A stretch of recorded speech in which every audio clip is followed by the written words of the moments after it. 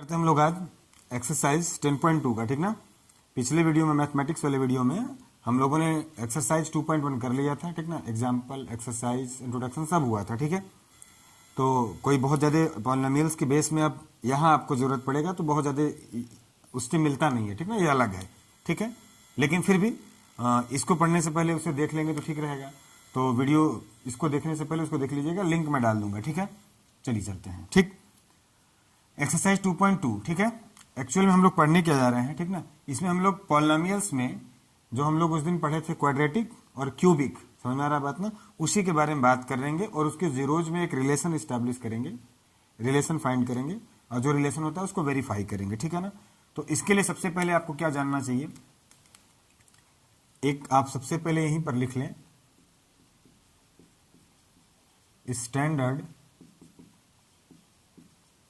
Form of quadratic equation, है ना, quadratic equation, ठीक है ना, समझ में आया।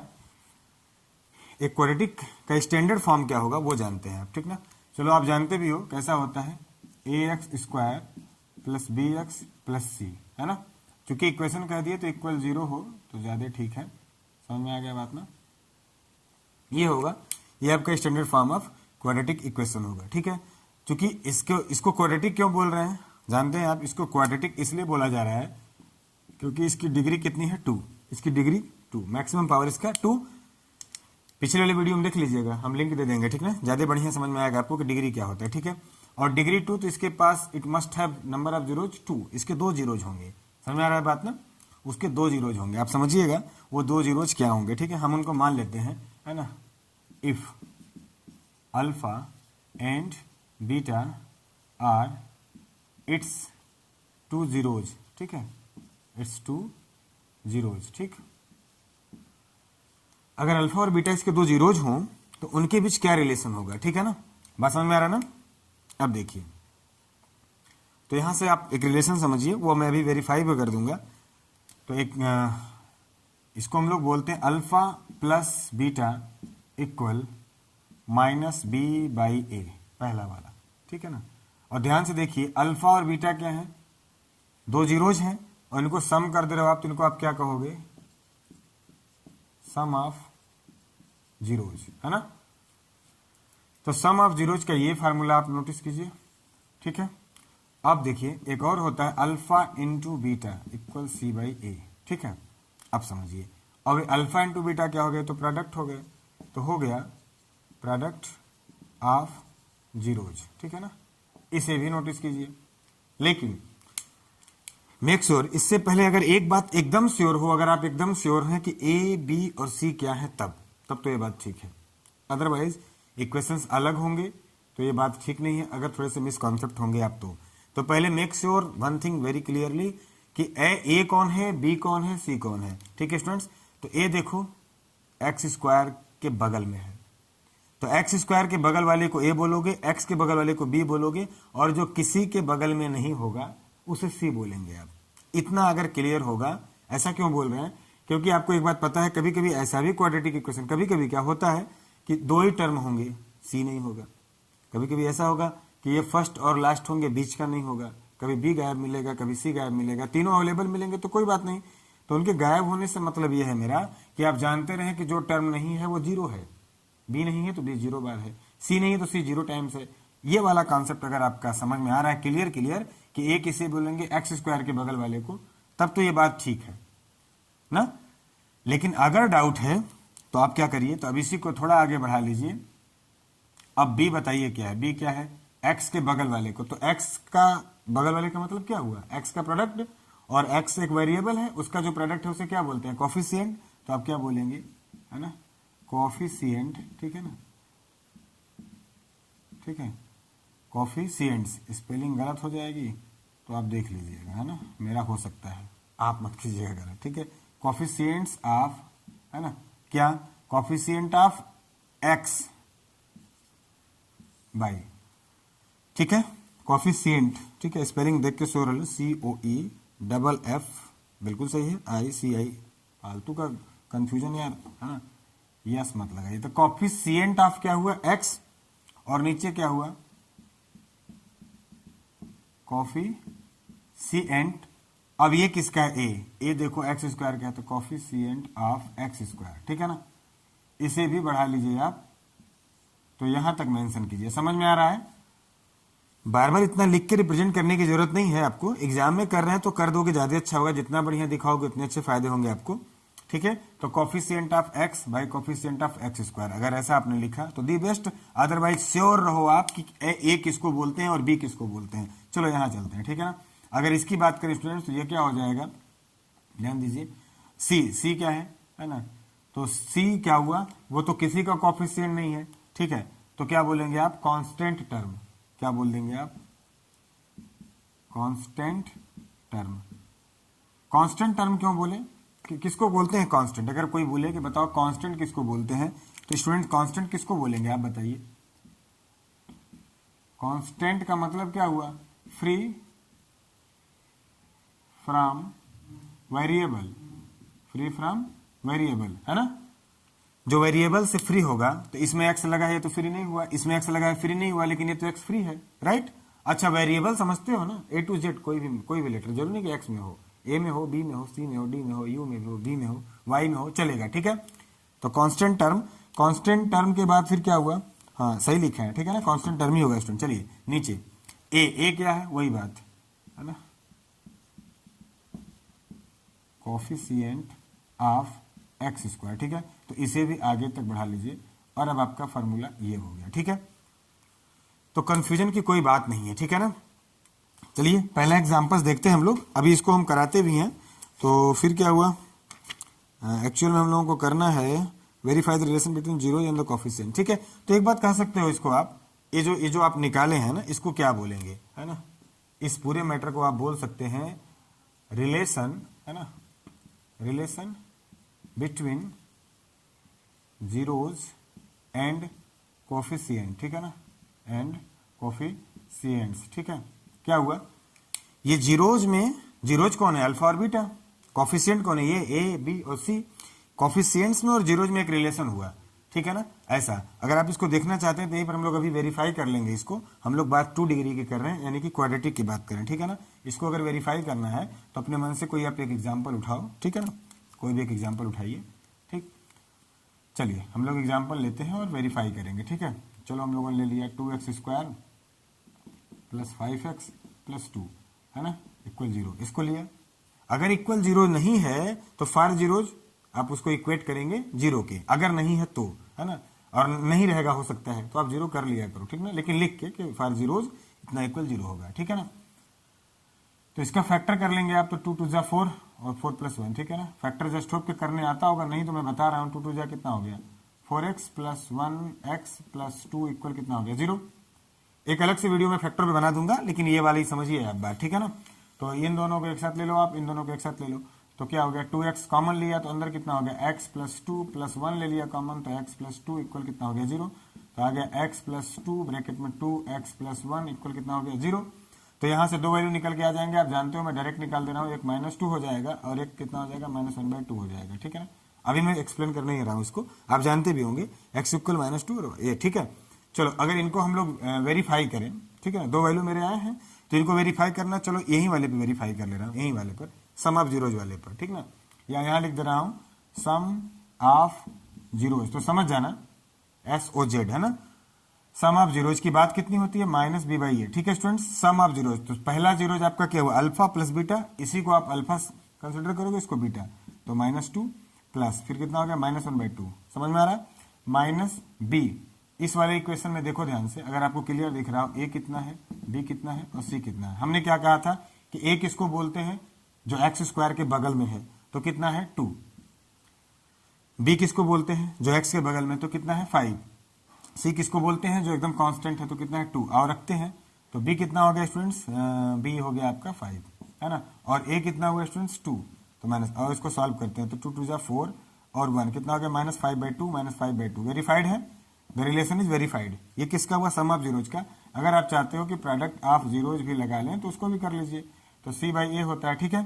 तो प्रोडक्ट ऑफ जीरोज, तो अल्फा इंटू बीटा, अल्फा कितना है -2 इंटू बीटा कितना है आपका -1/2, दिख रहा है आपको, अल्फा बीटा। c कितना हुआ, c देखो 2 हुआ, बाई a कितना हुआ 2, तो 2 से 2 कैंसिल हो गया, या 2 से 2 इधर कैंसिल हो गया, माइनस माइनस कितना हो गया प्लस, 1 = 1, ये भी वेरीफाइड है, तो रिलेशन वेरीफाइड हो गया।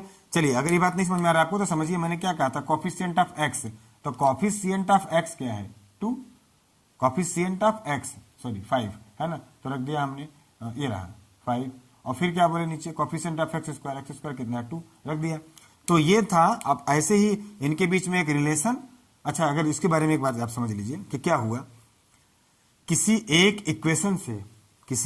इक्वेशन से जीरोज निकालना और उस जीरोज के रिलेशन को प्रूफ करना है ना। अब इसको थोड़ा सा अपोजिट भी कर देंगे आप, तो अभी आपको समझ में आ जाएगा कि अगर आपको जीरोज पता हो तो इक्वेशन निकालना।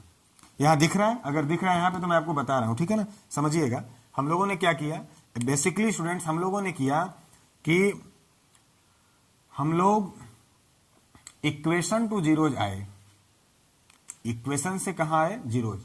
चलो अब एक काम करते हैं हम लोग चलेंगे इस बार जीरोज से इक्वेशन, ठीक है ना, फ्रॉम जीरोज टू इक्वेशन। अब ये जर्नी करते हैं है ना, और इसको देखते हैं ये क्या हुआ।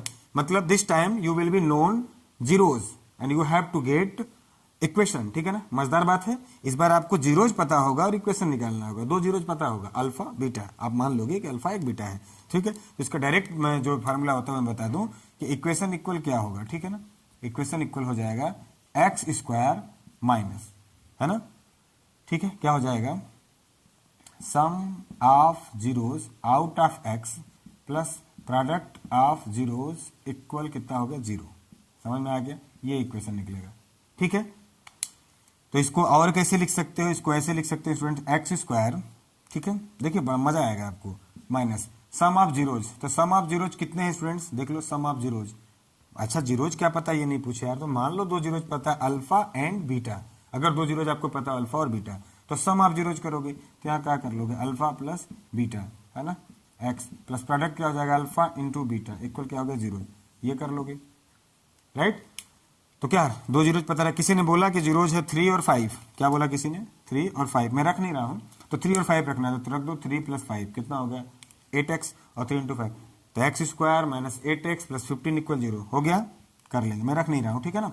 अच्छा अब समझिए, अगर इसी इक्वेशन से मैं अगर ये मान के चलूं कि इसी इक्वेशन का ये सोल्यूशन है, उसी का ये रूट है, तो क्या होगा, देखो ध्यान से स्टूडेंट्स, ये होगा इस बार कि हम क्या करेंगे, x square minus alpha plus beta की वैल्यू कहाँ है -b/a out of X plus alpha into beta की वैल्यू क्या है c/a इक्वल क्या है 0, ठीक है ना।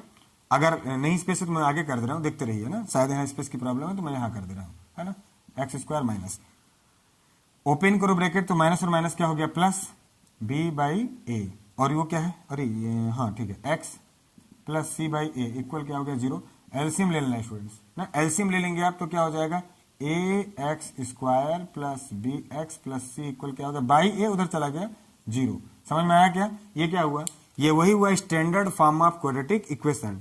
तो दो तरह की बातें समझ गए आप, इक्वेशन से जीरोज निकालना और जीरोज से इक्वेशन निकालना, ठीक है ना, किसके लिए, फॉर क्वाड्रेटिक इक्वेशन। बात समझ में आ गया होगा, जस्ट होप अगर आपको बात ही समझ में आ गया होगा तो मैं स्पेस यहां करता हूं और अभी क्यूबिक का बता दे रहा हूं, फिर एग्जांपल लगवाता हूं, ठीक है ना, नोट कीजिए इसको। अब हम लोग बात करते हैं किसकी, देखिए क्यूबिक की बात करते हैं ना, तो क्या करेंगे, standard form of cubic equation, ठीक है ना, क्यूबिक इक्वेशन, ठीक है। चलिए standard form of cubic equation लिखते हैं और उससे हम लोग उसके रिलेशन को वेरीफाई करो ना करो बहुत जरूरी नहीं है, रिलेशन जानो। तो क्या हुआ, ax³ plus bx² plus cx plus d equal 0, है ना। 0 नहीं रहेगा तो बोला हूं कि इक्वेट कर लीजिएगा जीरो निकालने के लिए, ठीक है। तो क्या हुआ, ax² तो था ही, इस बार क्यूब हो गया, bx था, एक पावर बढ़ गए, तो c तक अगर वेरिएबल गया तो एक हम कांस्टेंट और लेंगे, तो c के बाद d ले लिया, ठीक है ना। चलो ऐसे ही मान लेंगे कि 3 रूट्स इसके कौन कौन है, अल्फा है, बीटा है और गामा है, ठीक है ना। इसके क्या है 3 जीरोज है, ठीक है ना, समझ में आया। तो इस बार थोड़ा सा आपका एरिया बढ़ जाएगा इस रिलेशन का, जीरोज और कोफिशिएंट्स का रिलेशन क्या हो जाएगा student, sum of zeros alpha beta और गामा, ये हो जाएगा। और एक तो अल्फा बीटा और गामा ये तो होता ही है, समझ में आ रहा है बात ना। बढ़ेगा क्या, अल्फा का बीटा में प्रोडक्ट, फिर बीटा का गामा में प्रोडक्ट, फिर गामा का अल्फा में प्रोडक्ट, ठीक है ना, ये बढ़ जाएगा आपका। ये कितना होता था माइनस बी बाई ए, ये होगा। और इस बार जो ये दोनों का प्रोडक्ट क्या आता था सी बाई ए, याद है दोनों का प्रोडक्ट सी बाई ए, वही होगा सी बाई ए, ठीक है ना, सी बाई ए, ठीक है। तो क्या करेंगे सी बाई ए लिख लीजिए आप। अब यहां पे जो नया बढ़ गया वो माइनस डी बाई ए हो गया, ठीक है। अब ये क्यों होता है, कैसे होता है, अभी आपको इस 10th के लेवल में जानना बहुत जरूरी नहीं है, बोलोगे तो प्रूफ सब हो जाएगा, ठीक है। बहरहाल अपने आप तैयारी पे फोकस करिए और इनको समझ के लगाइए, ठीक है।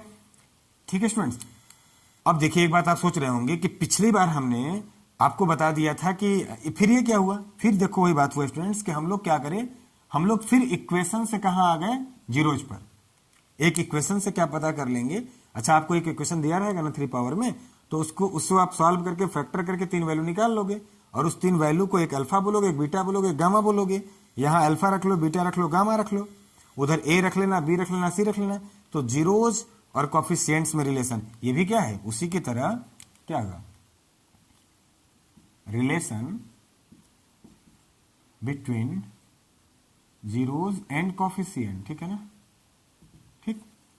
जीरोज और कोएफिशिएंट में ये भी तो रिलेशन है, ठीक है। अब इसका सोचोगे, इस बार आप सोचोगे कि सर इक्वेशन से जीरोज तो बता दिया आपने, जीरोज से इक्वेशन बताइए, है ना, उसका तो हम लोग फार्मूला बना लिए थे। तो एक मैं आपको जुगाड़ बता रहा हूं, वो कभी फेल नहीं होगा, ठीक है ना। चलिए समझते हैं। क्या हमने कहा कि अगर कोई बोले कि अपने पास जीरोज पता है ना, जीरोज पता है, और अपने क्या निकालो, इक्वेशन निकालो। तो एक ऐसा मेथड बता रहा हूं मैं आपको कि जिससे 2 डिग्री 3 डिग्री क्या 100 डिग्री तक निकालो ना, जहां तक निकाल सकते हो। वो क्या हुआ, है ना, जैसे इसने कह दिया कि जीरोज है अपने पास 2, अल्फा और बीटा। मेथड जानने के बाद आप इससे कह दो कि भाई और बताओ, कोई दिक्कत नहीं है, और बताओ, ठीक है ना, लेकिन आप उसके लिए तैयार रहिएगा, ठीक है। अल्फा बीटा इसने बोल दिया, तो स्टूडेंट्स तरीका ये हुआ कि x फिर x ऐसा कर लो, इक्वल कर लो 0, ठीक है। माइनस लगा लो, माइनस लगा लो, पहला वाला जीरोज अल्फा, दूसरा वाला जीरोज बीटा, इनका प्रोडक्ट कर लेना। ये जो अंदर आएगा ना वो क्या होगा, वो क्वाड्रेटिक इक्वेशन होगा। तो जीरो से क्या निकाल लिया आपने, एक क्वाड्रेटिक इक्वेशन निकाल लिया। नहीं विश्वास है, अगर नहीं विश्वास है तो कर लो यार, एक्स का एक्स में कर लो, एक्स स्क्वायर माइनस फिर अल्फा एक्स फिर बीटा एक्स, अल्फा एक्स फिर बीटा एक्स, माइनस कॉमन लो, अंदर क्या होगा अल्फा बीटा, बाहर क्या होगा x, plus minus minus plus alpha beta. समझ में आया क्या, नहीं समझ में आया, इक्वल 0। वेरीफाइड हो गया पिछला वाला। अब बोलो 3 डिग्री का मेरे से पूछोगे आप, तो 3 डिग्री से पूछने की क्या जरूरत है, आप बताओ 3 डिग्री अल्फा बीटा, तो x minus alpha, x minus beta, फिर एक्स माइनस क्या हो गया गामा, इक्वल क्या कर लोगे 0। अब इसका प्रोडक्ट करके एक रिलेशन बनेगा ना, तो देख लेना एक रिलेशन क्या बनेगा, x cube minus something, x cube minus something, ठीक ना, फिर एक्स स्क्वायर, फिर उसके बाद फिर क्या हो जाएगा, यहाँ पे प्लस होगा कि माइनस होगा, आप देख के मुझे बताइएगा, ठीक है ना। फिर यहाँ एक्स, फिर वही कांस्टेंट वाला टर्म, ठीक है ना, समझ में आ रहा है ना, डी इक्वल क्या हो जाएगा 0। तो आप मुझे ये वाला करके बताइएगा कमेंट्स में। मैं तो बता दिया आपको मेन तरीका, 3 बार मल्टीप्लाई करना। अरे 2 बार मल्टीप्लाई कर रखे हो भाई, 2 बार तो यही होगा, ठीक। तो बता देंगे आप हमको, ये वाला तो हमने बता दिया, रिलेशन वेरीफाई हो गया। अभी मैं आपके लिए छोड़ रहा हूँ, क्योंकि आप कभी बताते नहीं है, ठीक है ना, इसलिए हम ही बता दे रहे हैं, ठीक है। तो क्या हो जाएगा एक्स स्क्वायर, यहाँ पर स्टूडेंट्स ये वाला सम लगा लेना, है ना, सम ऑफ जीरोज, ठीक है। और यहाँ पे क्या हो जाएगा, प्रोडक्ट का सम, ठीक ना, क्या हो गया स्टूडेंट्स, यहाँ पर हो जाएगा sum of product, sum of product ना, ये प्रोडक्ट का सम और उसका जीरो, मैं ये वाला कह रहा हूँ, ठीक है, सम ऑफ प्रोडक्ट, ऐसे बोला जाए कि प्रोडक्ट ऑफ जीरोज का सम, ठीक ना, sum of product of products zeros, ठीक है ना, कंफ्यूज मत होना, भी लिख दे रहा हूँ, ठीक है ना। और ये क्या हो जाएगा, यहां पर स्टूडेंट्स हो जाएगा लास्ट वाला, तो इसको क्या बोलेंगे, minus product of zeros, product of zeros equal 0, ठीक है ना। अगर कंफ्यूजन तो मैं यहां लिख दे रहा हूं, ठीक है। तो x cube minus sum of zeros कितना हुआ, सम ऑफ जीरोज देख लो स्टूडेंट्स, ये वाला रहा alpha beta gamma x square, ठीक है, प्लस प्रोडक्ट्स ये वाला, तो क्या हुआ अल्फा बीटा बीटा गामा और फिर गामा अल्फा, ठीक है ना। आगे प्रोडक्ट कितना हुआ अल्फा बीटा और गामा इक्वल क्या हो गया 0, है ना, निकल गया। तो डायरेक्ट यहां पर अल्फा बीटा गामा, जैसे कोई बोले आपसे कि अच्छा मैं आपको बता रहा हूं कि फाइंड इक्वेशन, है ना, फाइंड क्यूबिक इक्वेशन, क्या बताना है आपको, क्यूबिक इक्वेशन बताना है इफ जीरोज हैं 3 है 5 है 2 है, ठीक ना। 3 5 2 से आपको जीरोज बताना है। बताओ कौन सा कठिन काम है, नहीं बता लोगे आप, ठीक है ना। चलो मैं बता रहा हूँ, ठीक ना। X cube minus alpha beta plus gamma, तो तीनों जोड़ दो 3 5 कितना हो गया 10 एक्स स्क्वायर। फिर क्या हुआ प्लस अल्फा बीटा, देख रहे हो आप, अल्फा बीटा मतलब इनका इंटू करो तो 3 इंटू 5 कितना हो गया 15 प्लस बीटा गामा आगे कितना हो गया 10 प्लस फिर गामा अल्फा 6, बाहर क्या हो गया x plus alpha beta gamma, तो 3 5 जा 15 2 जा 30 इक्वल कितना हो गया 0। तो इसको सॉल्व कर लो, X cube minus 10x square तो कितना हो गया 15 10 25 31 प्लस 30 इक्वल कितना हो गया 0। देख रहे हो, अगर जीरोज पता हो आपको तो आप बड़े आराम से क्या निकाल सकते हैं, एक क्यूबिक इक्वेशन भी निकाल सकते हैं, एक क्वाड्रेटिक इक्वेशन भी लगा सकते हैं, ठीक ना। वीडियो लंबा हो रहा है तो मैं इस इंट्रोडक्शन को यहीं पर बंद कर रहा हूं, अब हम लोग लगाएंगे इसका एग्जांपल्स, ठीक है। Thank you.